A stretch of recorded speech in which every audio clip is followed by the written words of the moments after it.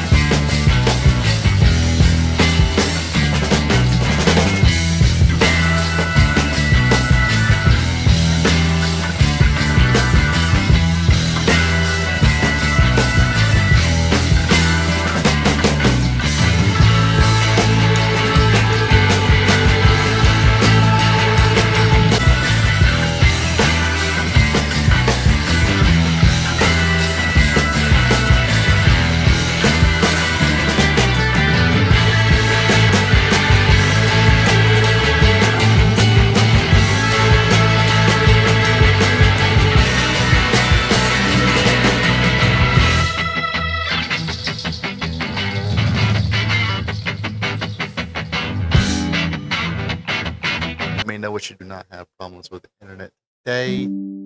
There we go. So appreciate everybody tuning in.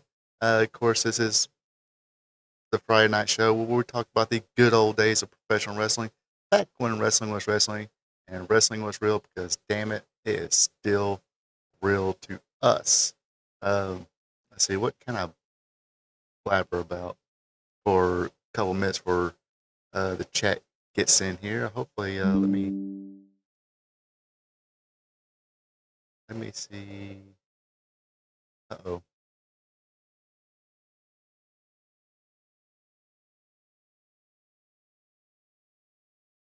Okay, I'm on. I'm on. There we go.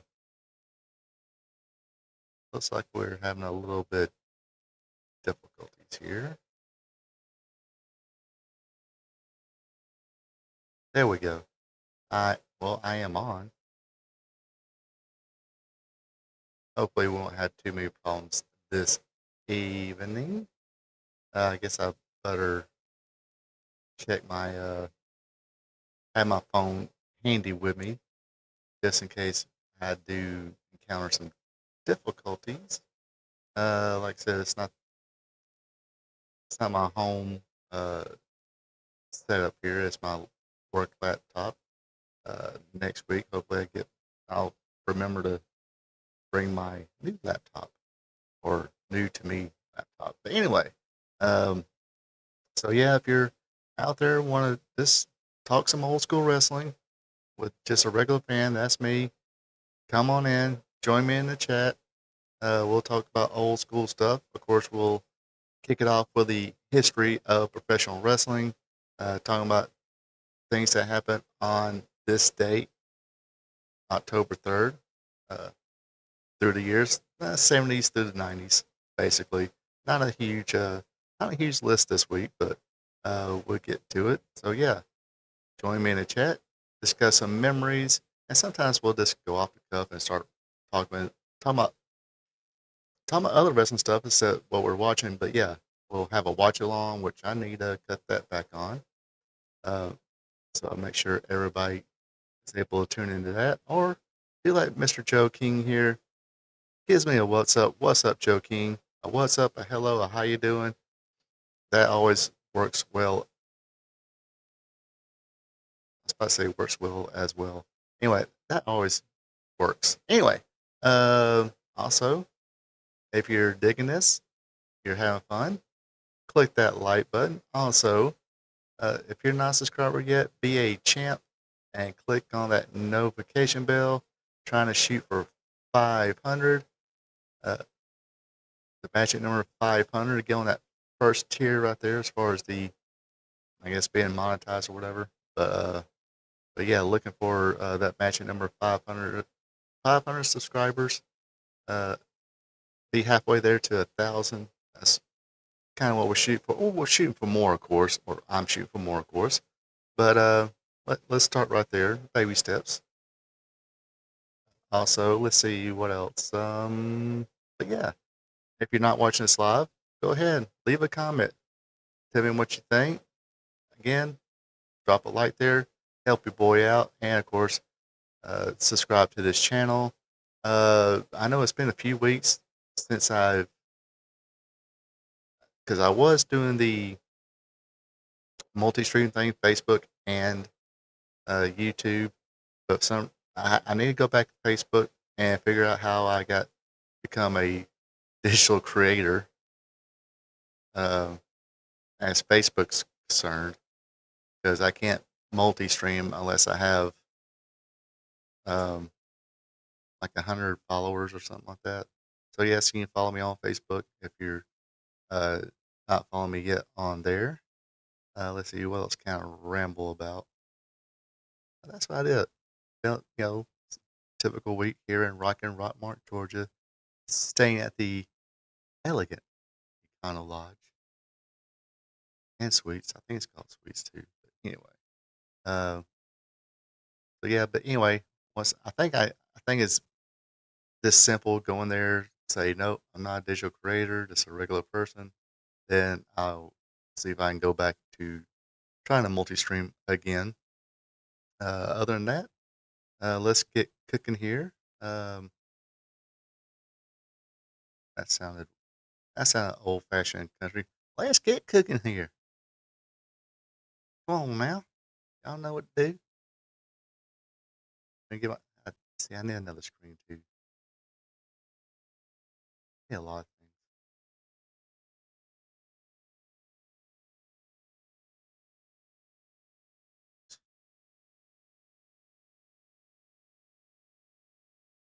Okay, this is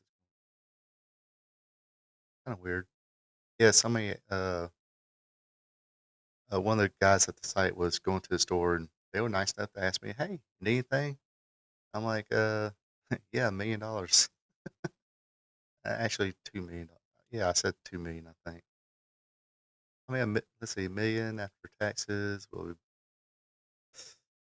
roughly $690,000. I won't be able to really retire from my job, but you know, uh, buy a nice house and still have a lot left over in case emergency comes along. But yeah,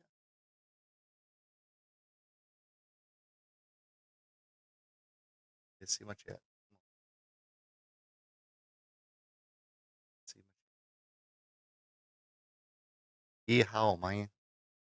Well, I mean, it's bad enough I do have this accent, so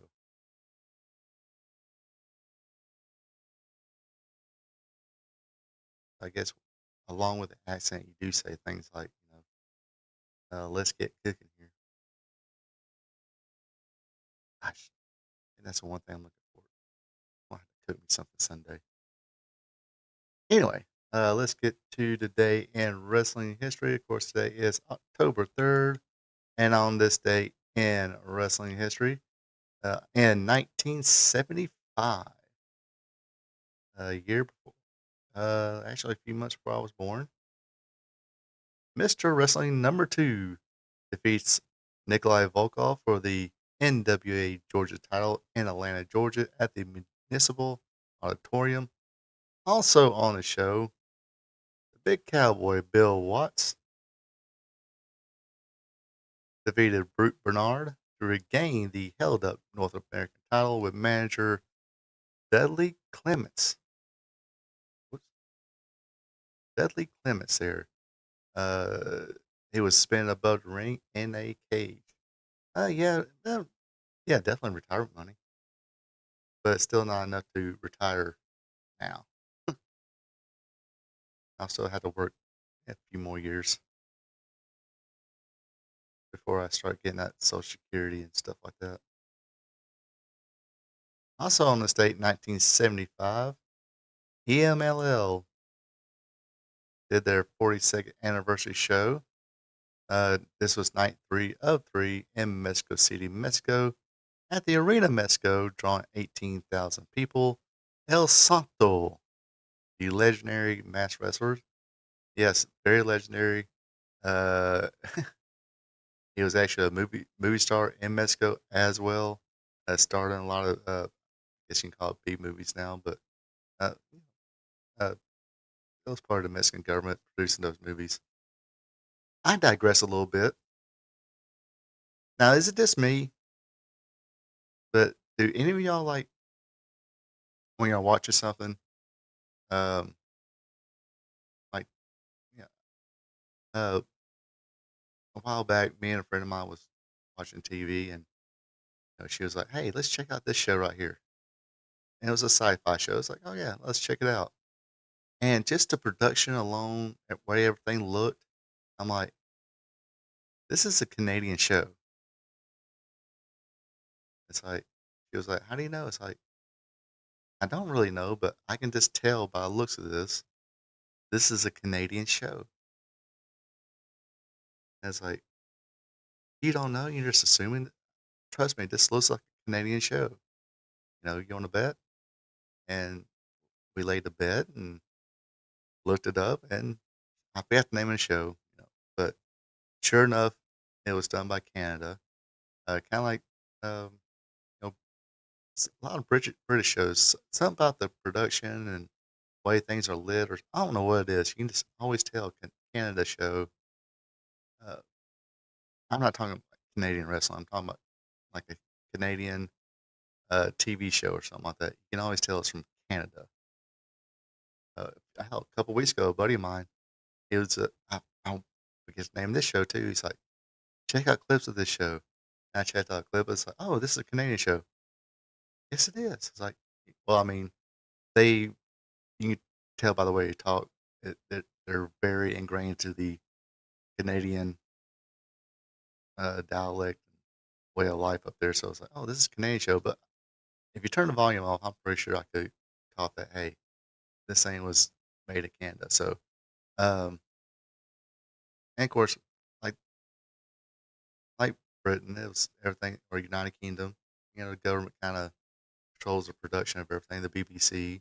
So I'm pretty sure Mexico probably maybe I'm not sure if anybody knows Mexican government as far as entertainment, um, like movies and TV and stuff like that. Kind of let me know. And I know they got multiple channels, but at least cable channels. I think they got uh more than Telemundo. It's like uh, um El Rijo or something like that. That show uh Lucha Underground. But anyway, I digress. So yeah, El Santo, a bunch of like uh El Santo versus the Mummy and stuff like that. El Santo versus the Aztec.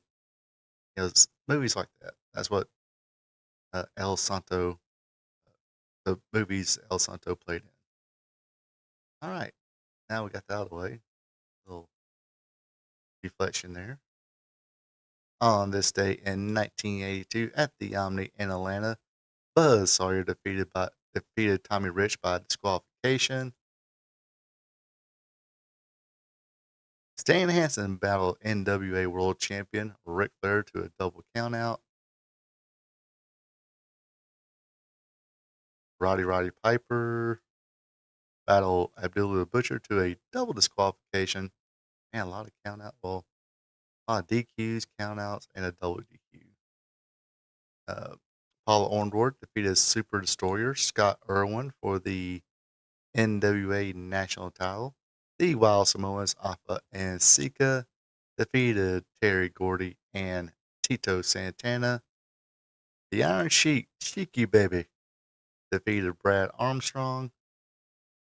Matt Bourne defeated Johnny Rich. Johnny Rich is the legitimate cousin of Tommy Rich. And last but not least, Brad Armstrong, doing double duty this evening, defeated Chick Donovan. I'm not sure Chick Donovan is fully retired yet. I think he still does a few independents. I think we discussed that before. I'm not sure if I looked it up or not. On this day in 1985, the WWF uh, taped Saturday Night's Main Event 2 from East Rutherford, New Jersey at the Brendan Byrne Arena.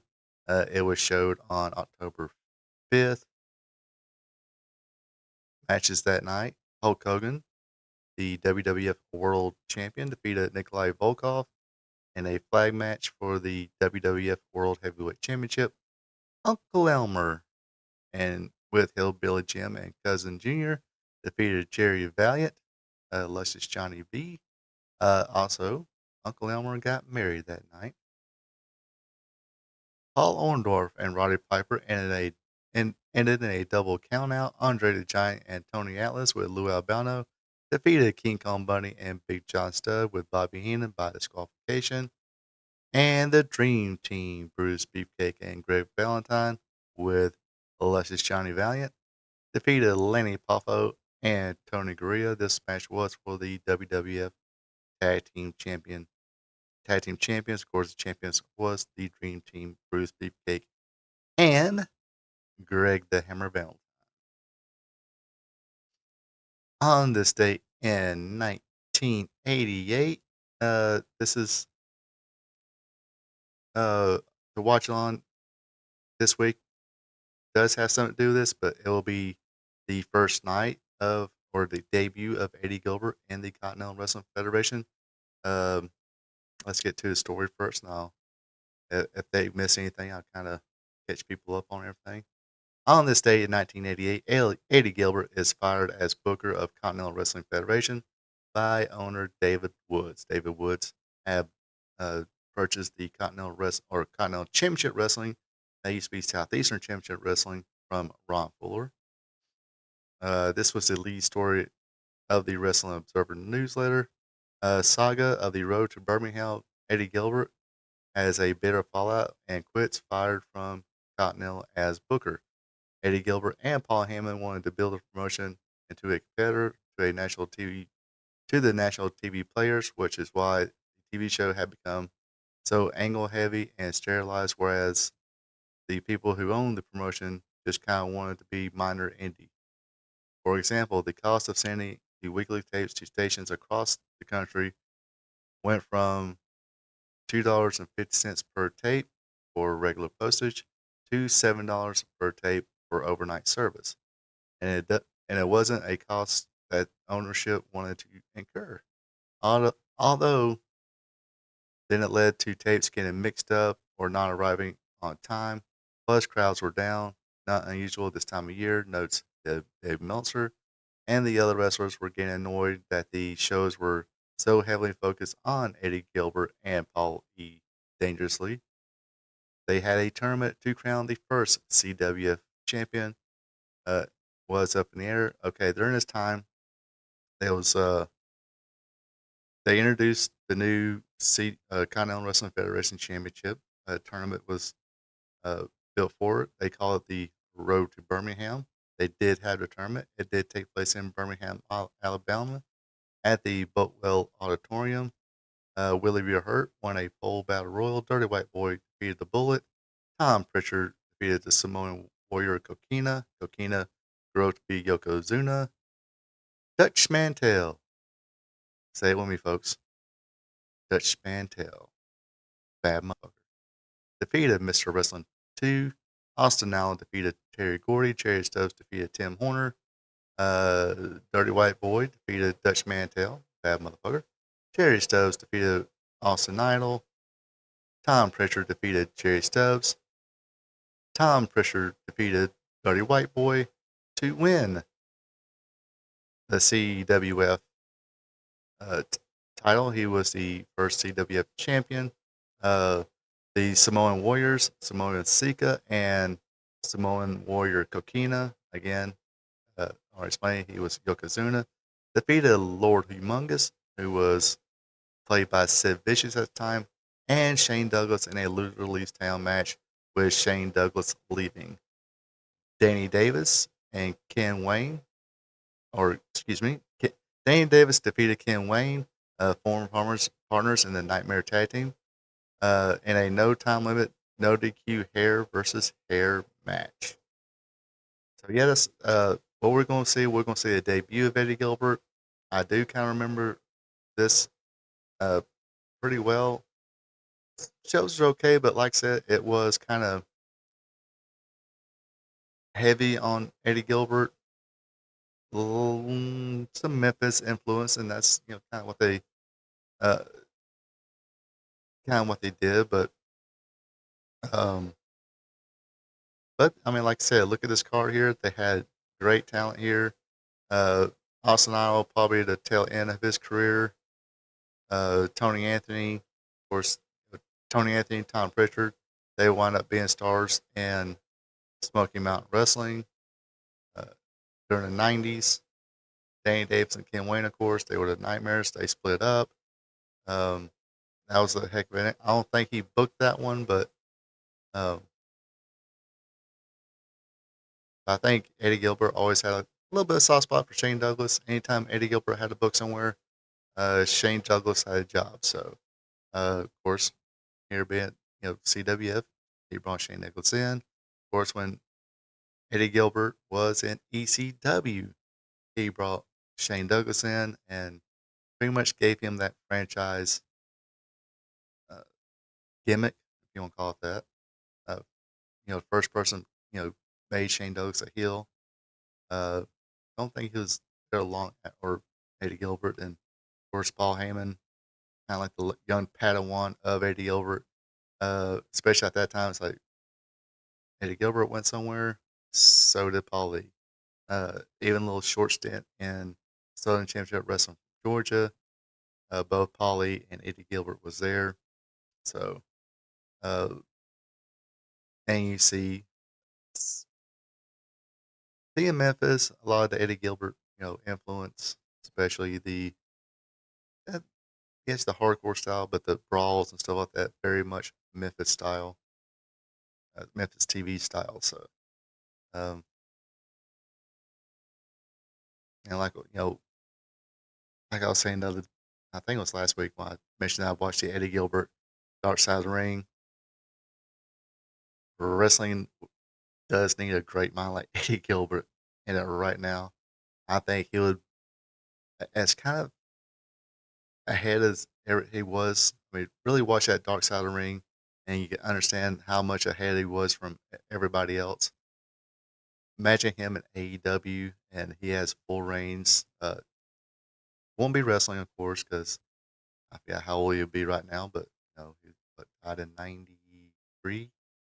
He was 33, so yeah, he'd be 60 right now, 60 something maybe, or pushing it. So yeah, definitely not wrestling, but um, definitely being Booker there and stuff like that. I think it'd been if he, had a couple like another sponge like Ollie was and these other ones. Imagine how much better the product would have been or could be. Anyway, I digress a little bit. On this on this day in 1994 in Memphis, Tennessee, at the Mid South Coliseum, Tommy Rich defeated Buddy Landell for the vacant USWA title. Also on this day in 1994, Morgantown, North Carolina, the Colette Street Rec Center, drawing 450 people, TV taping.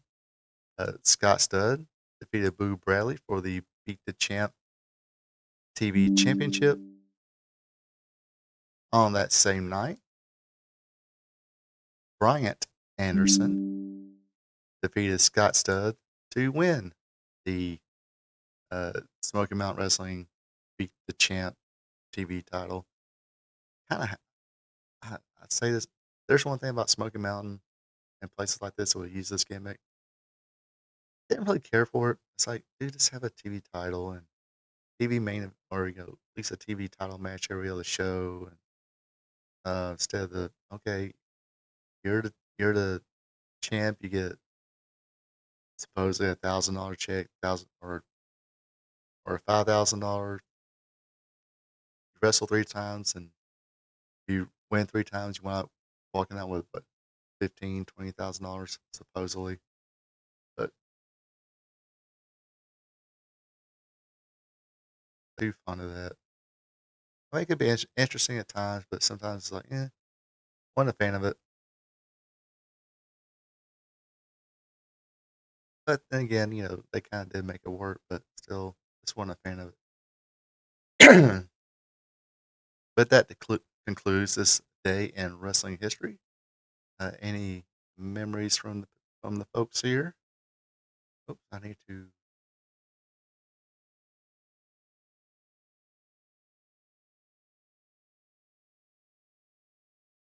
Hopefully, let's see.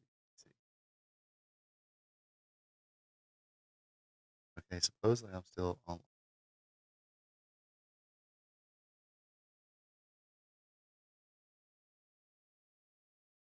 Internet must be a little bad this evening since oh, say no data.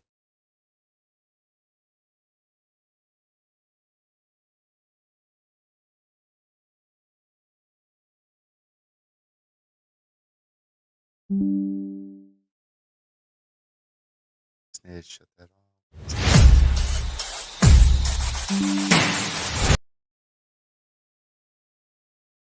Going about shutting things off to make sure I get enough of somewhat enough of a stream to make sure things go along. Anyway, like I said, tonight is Continental Wrestling Federation from 1988. I'm going to paste here the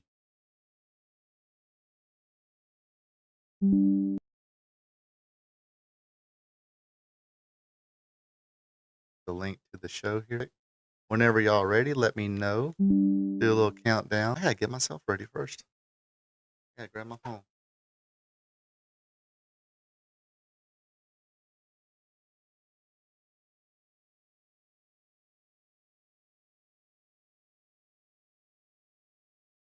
There I am.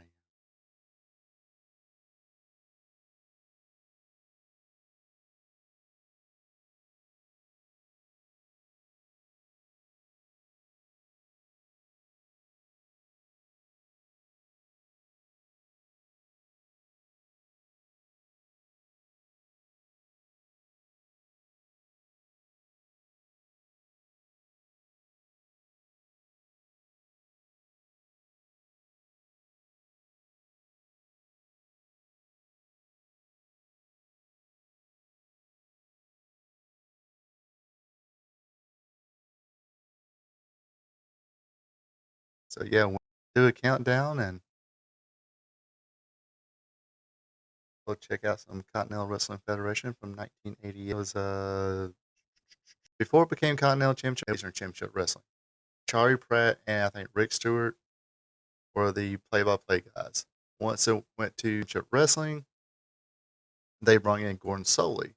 So the Gordy, I guess 3 years, was the.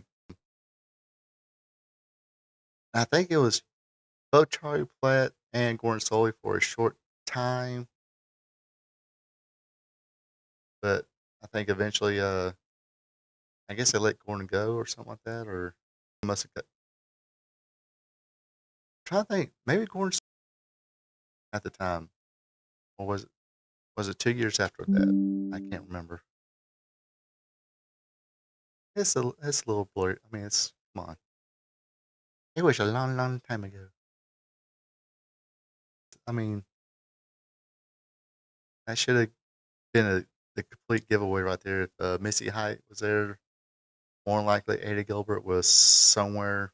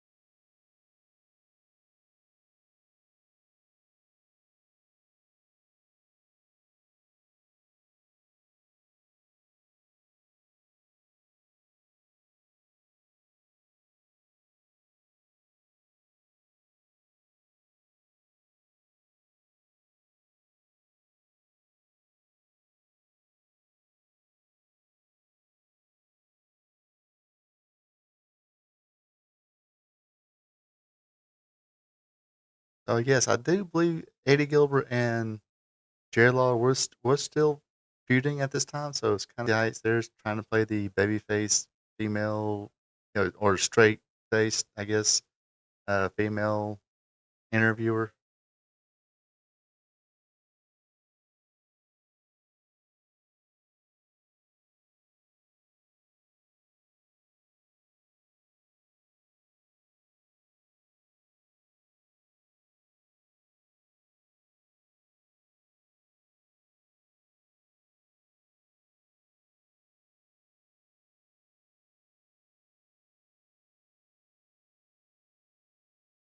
And of course, at this point, Kurt Hennig would be soon going to the WWF. It's one of those mysteries. I guess when the internet was first cranking up, and one of the rumors was Terry Taylor was originally slotted to be Mr. Perfect, but they kind of, I guess, somebody changed their mind, decided to make Terry Taylor the Red Rooster and Kurt Hennig Mr. Perfect.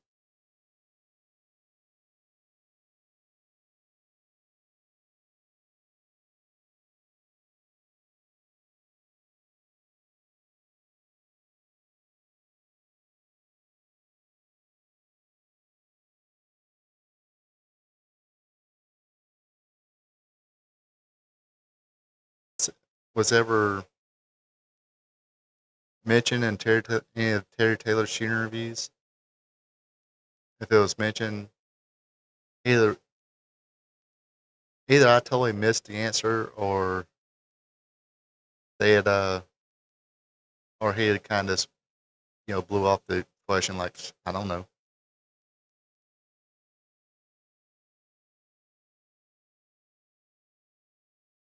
And there's a legend right there. Austin Idol.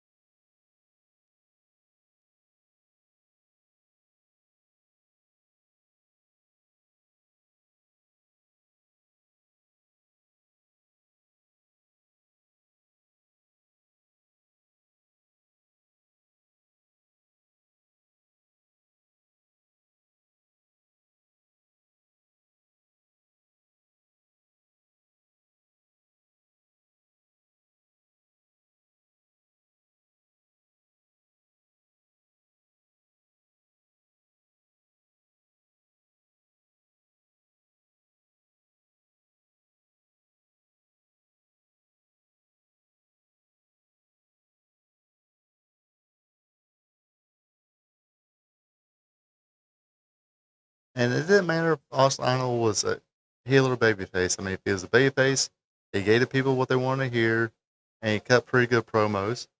Sure, people paid him. Made sure he came across a cocky son of a gun, but would still get cheered. He was one of those. I don't know if he was one of the original ones, but one of those heels that even though he was a heel, he would get cheered.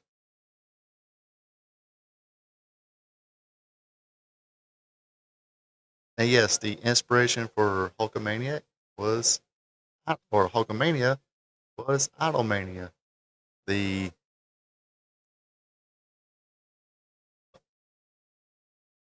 According to Hulk Hogan, he got it from Austin Idol. I'm not saying he was the original one. I'm pretty sure there was somebody before him, but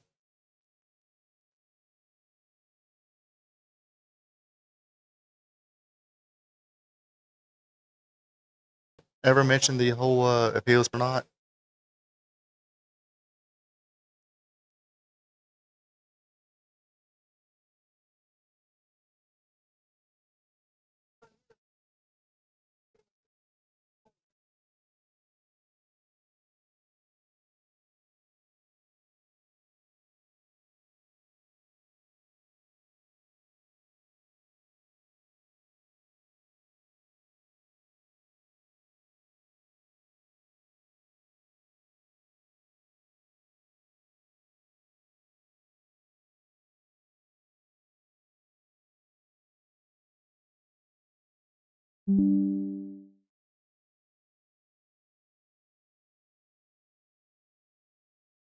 Yes,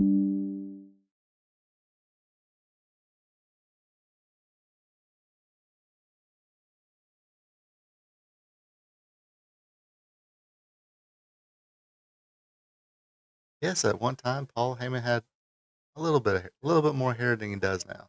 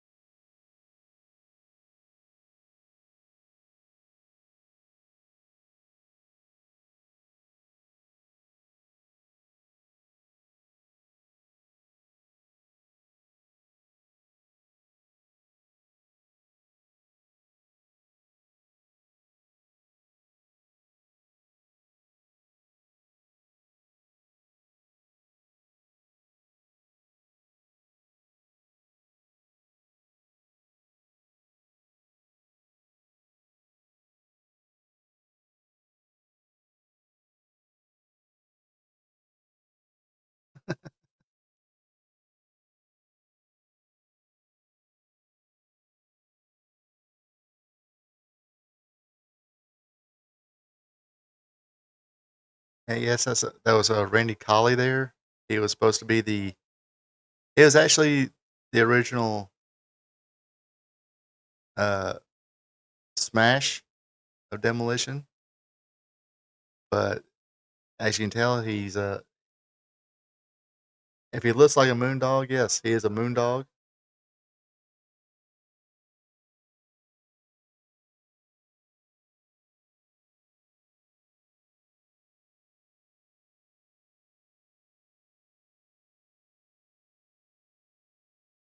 Oh, I remember. Did I spoil it? Okay, I see. Okay, I'm not spinning. It says I'm excellent.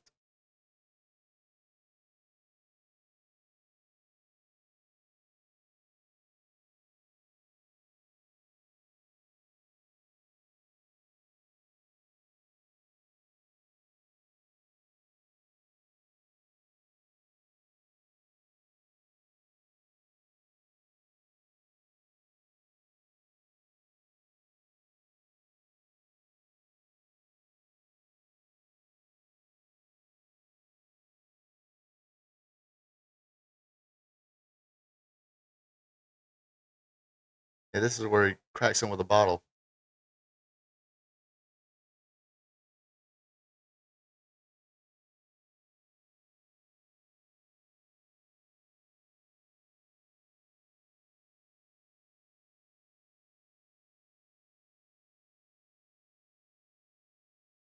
See, yes, at this time, I mean, you can have a fight backstage, and if somebody cracks somebody's head with a bottle or something like that, that's the end of it. They separate it. Oh my gosh, it could be injury, concussion, something like that. Now they're bringing blow torches.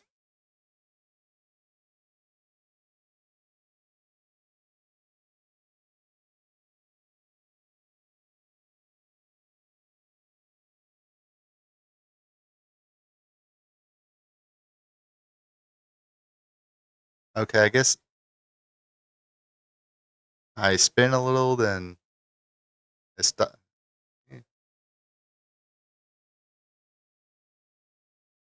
Yeah, unfortunately, right now you cannot.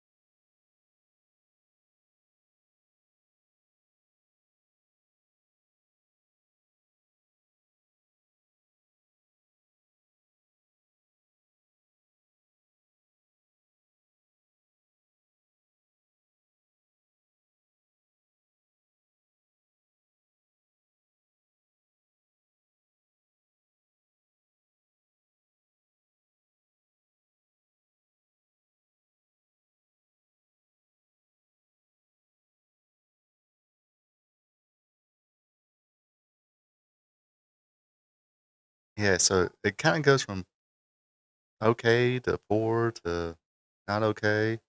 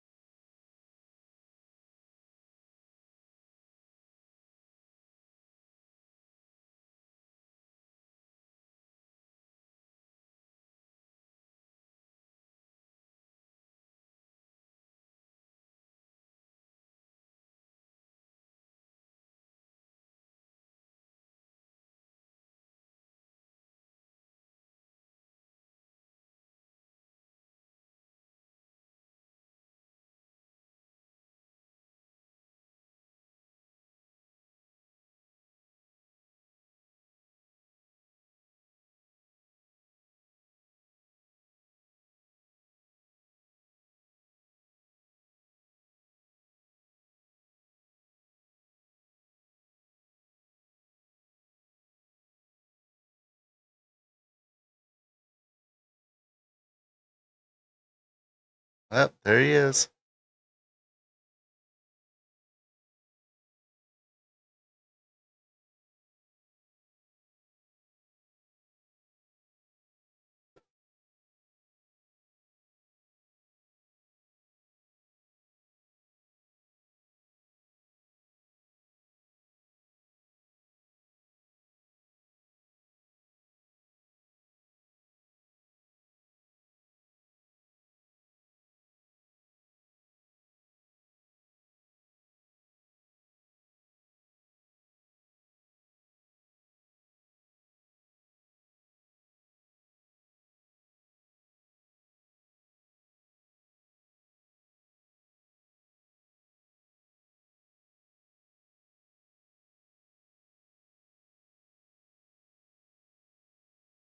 Yeah, go ahead, apologize. Internet's pretty bad in a hotel room. Probably should have dialed down my settings a little bit, but totally forgot about that. Oops. I don't know why I did that. Why did I throw my phone in the bed when I need to watch the show?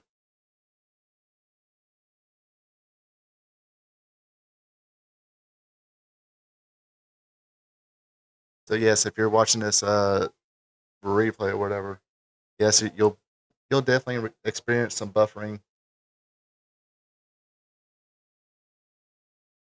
It, like I said, the internet's not really good in this hotel.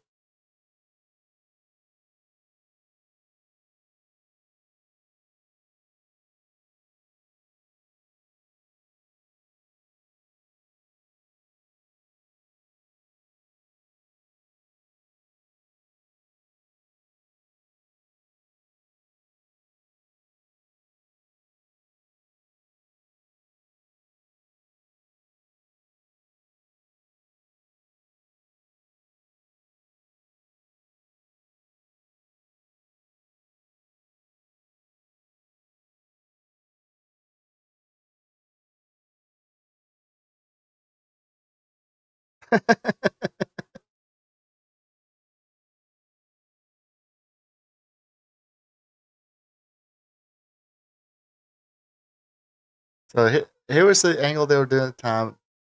Lord Humongous, they couldn't understand why he would, anytime Shane Douglas was in trouble, uh, Humongous would come out and kind of would rescue him or stick up for him. Purposes winds up being Huey or something like that. Because they did the angle where they officially turned Humongous Babyface, the DI and uh, Detroit Demolition. Somebody threw ink in his eyes or something like that, then officially turned him babyface. I think it was supposed to be meant for Shane Douglas, but Humongous got in the way. If I remember correctly. I might be wrong on that. Either way, somehow ink got thrown in the face of Humongous, and then Shane Douglas next week cuts the interview. It's like I took the mask off. I was the only one in there to see his face, and I was like, this is my cousin Huey or something like that. Long lost cousin. Hadn't seen him for years. Blah blah blah. Then they became a tag team champions in the promotion.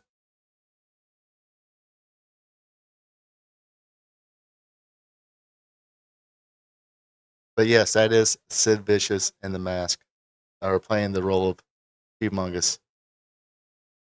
And he is a even at that time he was a big freaking I mean freaking ripped.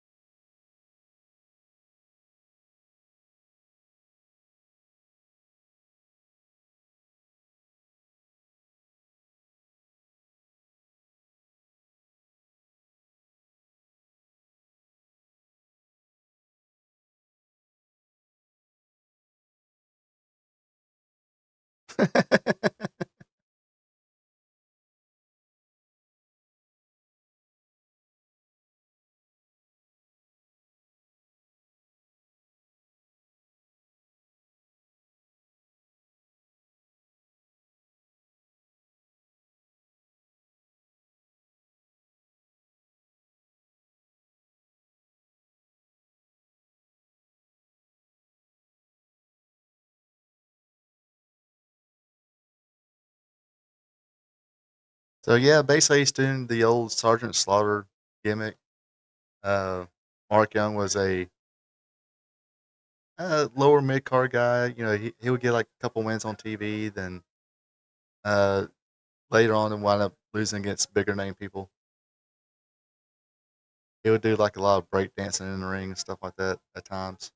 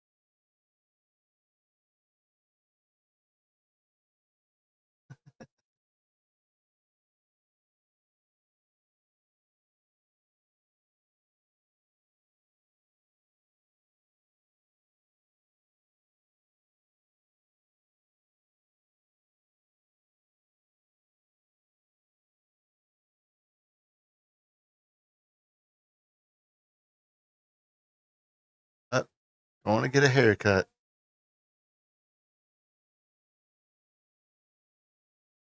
Alan the Barber Martin.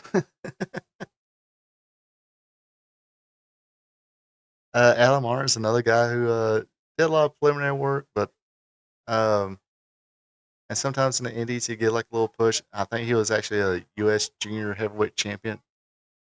Well, actually, kind of changed his name for a little bit for a while. Called himself Kevin Dillinger.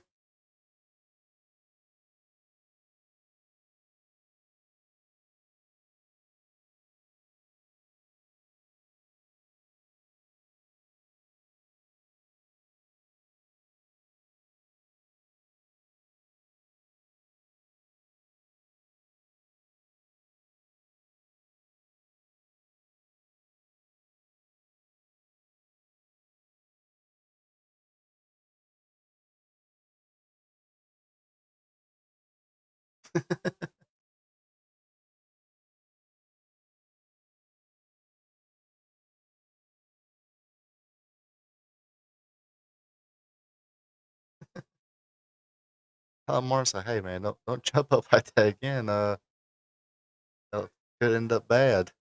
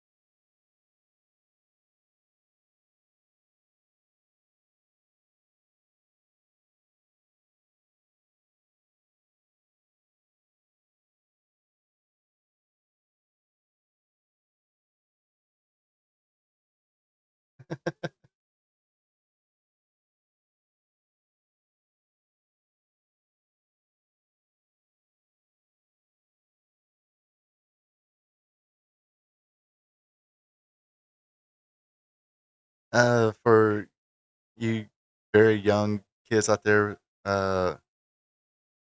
obviously you never they probably didn't show the reruns of this, especially after the '80s.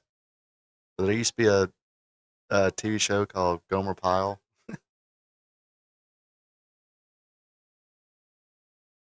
It was gosh, what's his name?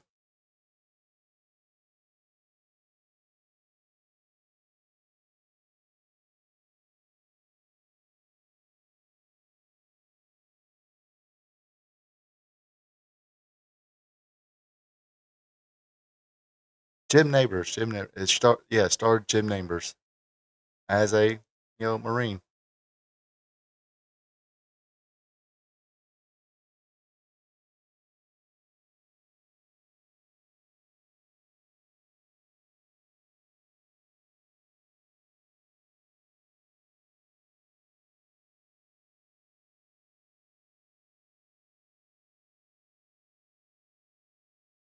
I'm on 3642. It's Mark Young, Private Pyle. Just got his head shaved.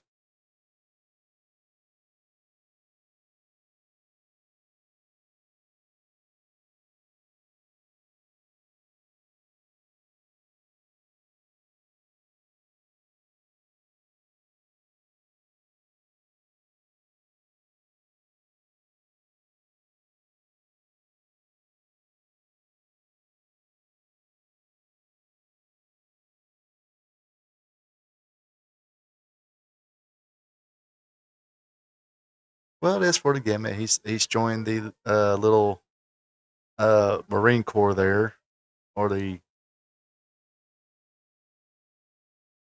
um, or whatever, a military group. So It's done all in an angle.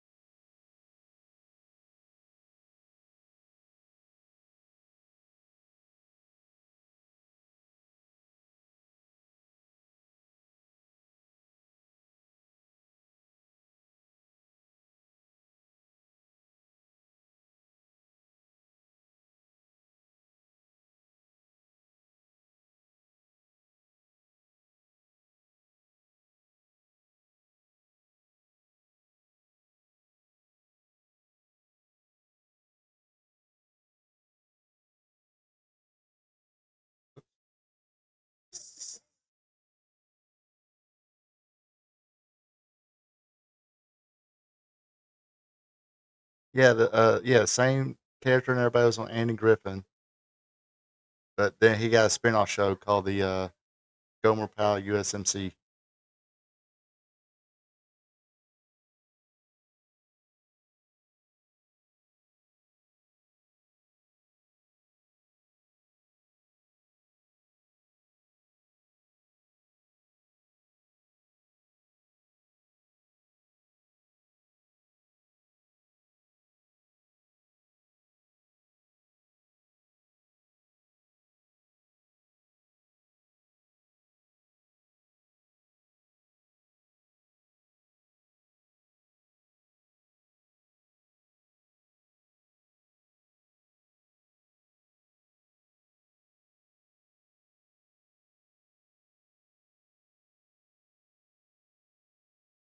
Yeah, it looks like they a little bit of jumping around here.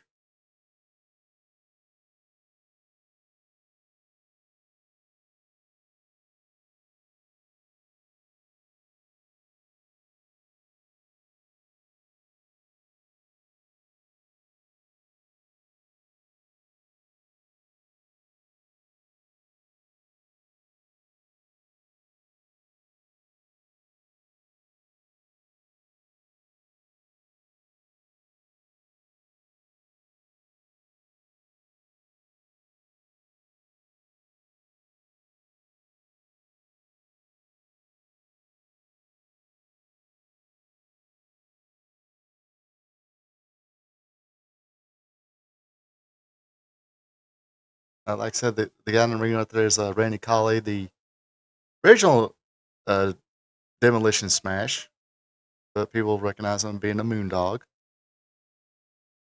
It was also the Nightmare in Mid South, not to be confused with Danny Davis and Ken Wayne. I think he called himself the champ. When he won the North American title, he called himself the champ.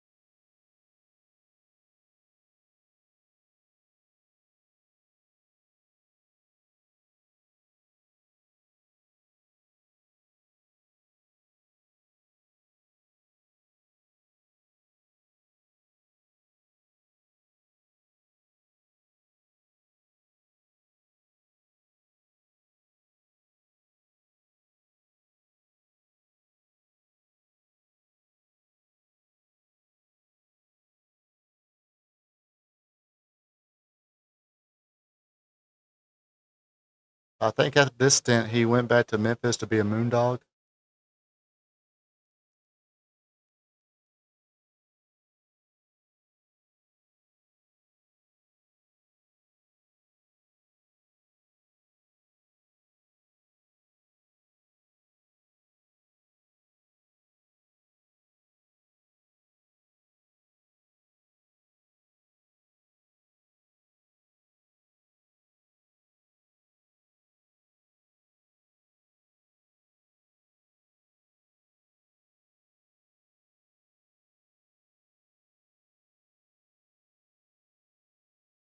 Ooh, that looked a little low there, ref.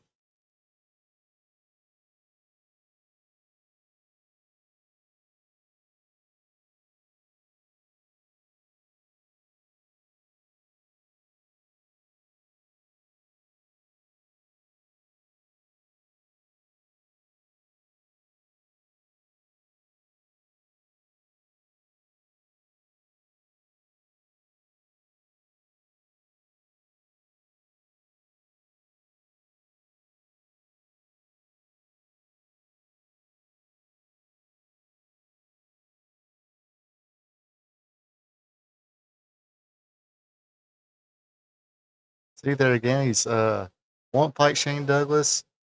Went out there to help Shane Douglas.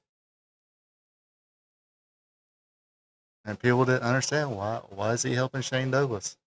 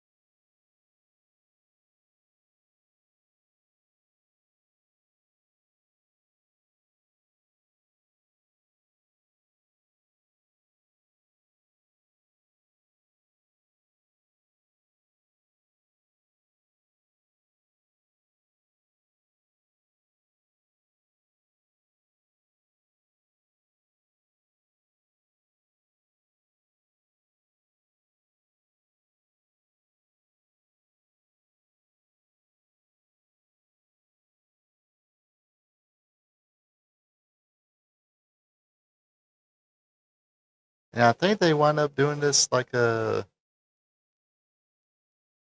year later with the Dennis Condrey DDT challenge.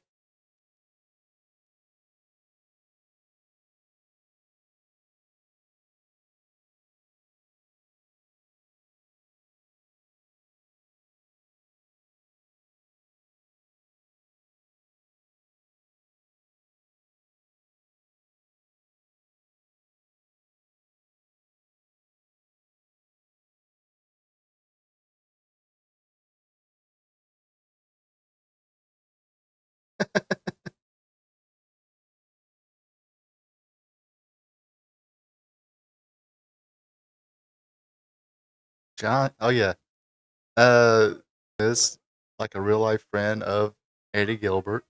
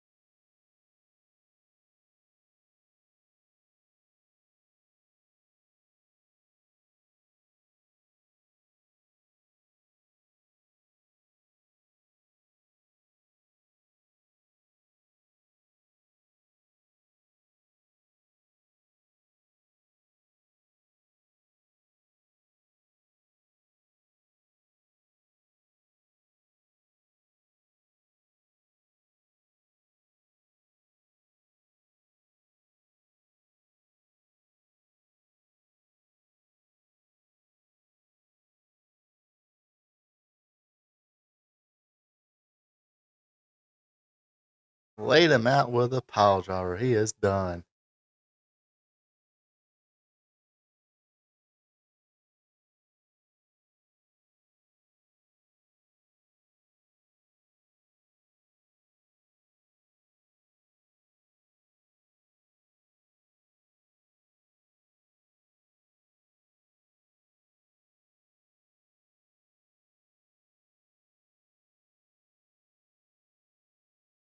And yes, at one time, Paul Heyman or Paulie Dangerously at this time managed Austin Idol. He managed Austin Idol, Tom and Rich during their feud with Jerry Lawler in Memphis.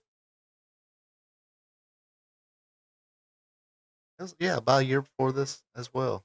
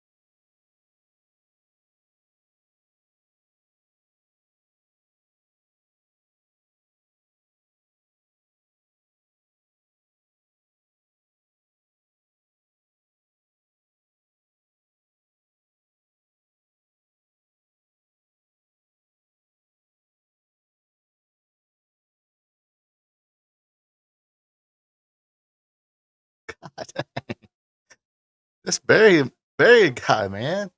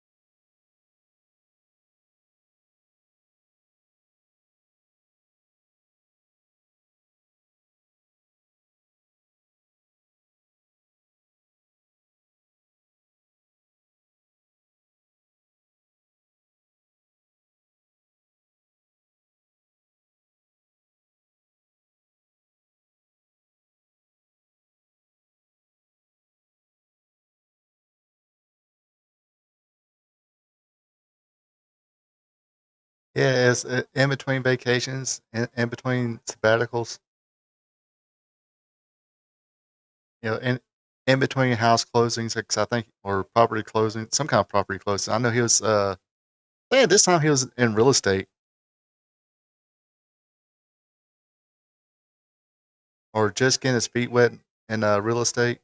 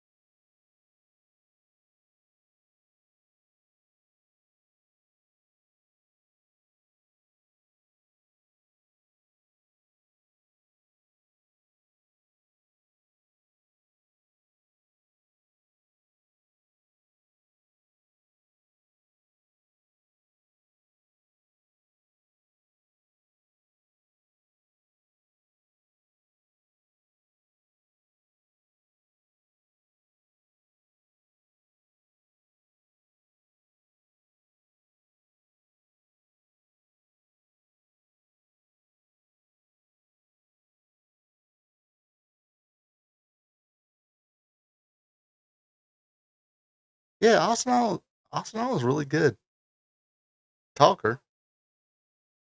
I mean, he's anybody with that much charisma. If he totally blew chunks in the ring, he probably wouldn't last so long. I mean, he will give you the 5-star matches, but he knew how to talk. He knew how to draw a crowd, and that's why he kept getting booked.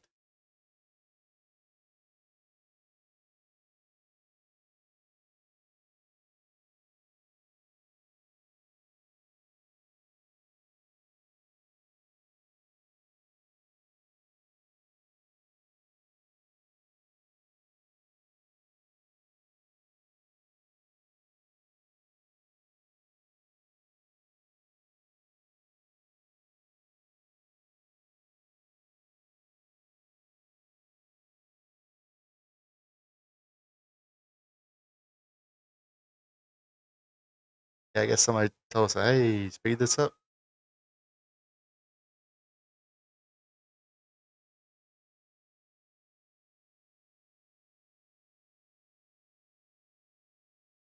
Yep, lost a match.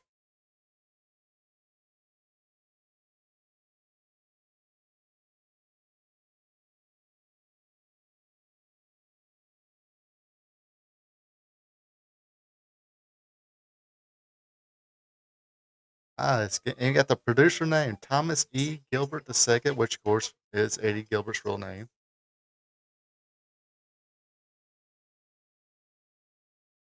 Yeah, I don't think that was a one solid TV show. I think it was kind of jumbled up there, or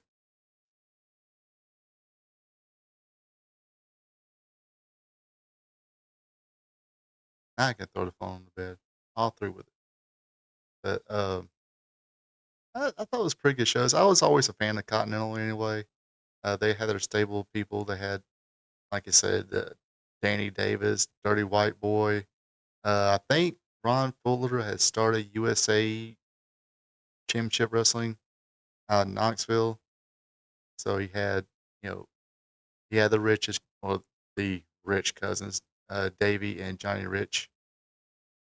Yeah, I mean heck, even now you listen to it, it's like, hey, a little dated now, but yeah, his interviews was cool.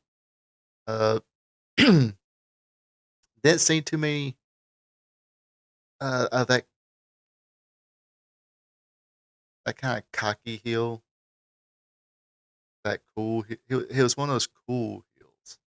Kind of the same vein as the Freebirds. Later on, I mean, especially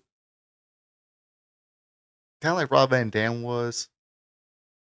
He was a heel, but real cocky. But people kept cheering him, so they turned him a baby face. He was a cocky baby face.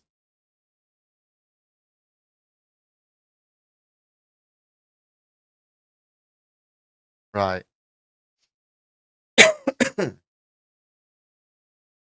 But yeah, I mean, you didn't. I mean, I don't think even today, as much charisma. If he was in his prime right now, that as much charisma as Austin Idol has or had, um, and the look and everything, he'll be a top guy somewhere.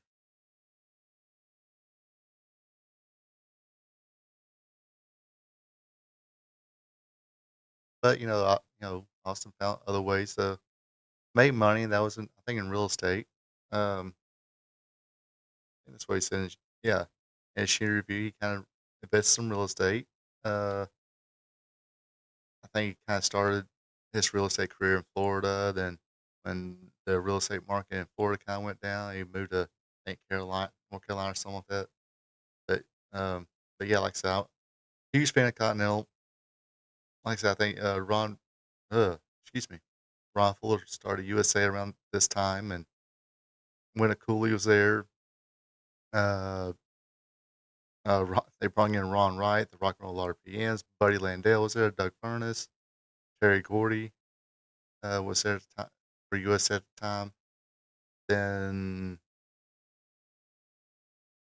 uh, whatever happened to you, I guess USA kind of went under. I don't know if this didn't really get the full story of that, or if I did, I forgot. But Knoxville, Tennessee, that's the first territory Ron Fuller bought. Um, that was the original Southeastern Championship Wrestling area, city, town.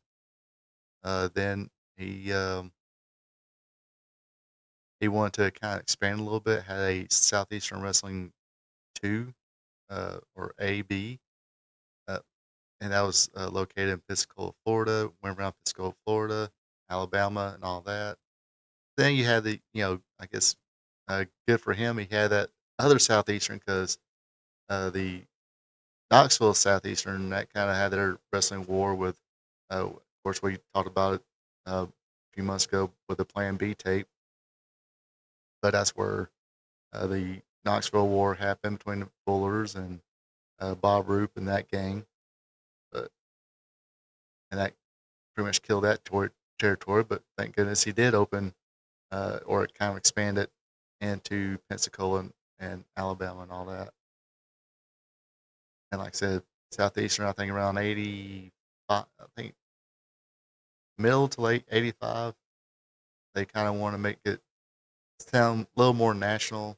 So they went with Continental Championship Wrestling instead of Southeastern Championship Wrestling.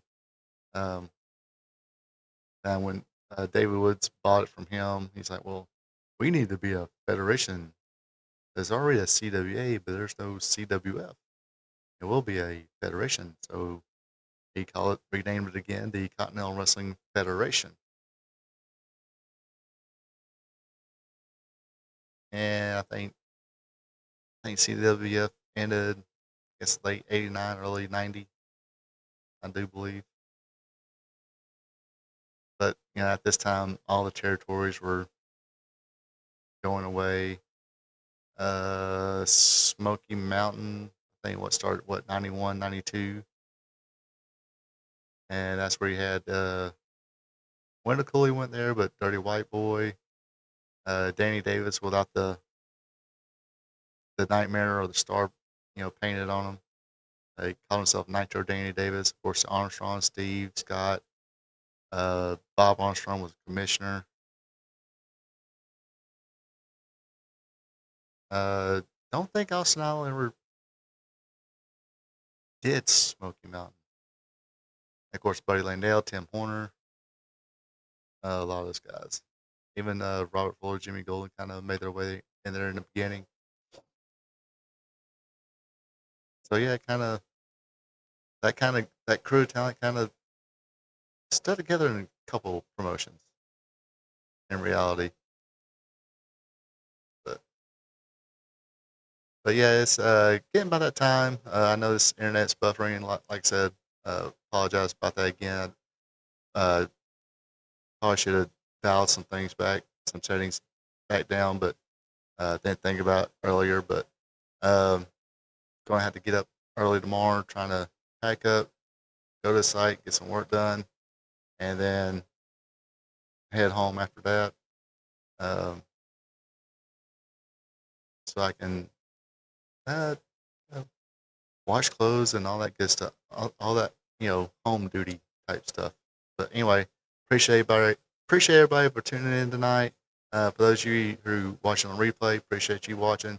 Again, leave a comment, slap that like button, and if you're not a subscriber, click on that subscribe button. Hey, folks out there, share with your friends, and talk them into subscribing to my channel. Other than that, folks, have a good one. Take it easy. Oops. And until next time. So long from the peach state of Georgia. Ronald Ray here saying thank you for checking out my video. If you don't mind, go ahead and click that thumbs up button, leave a comment, and share this video with family and friends. I would also appreciate it if you would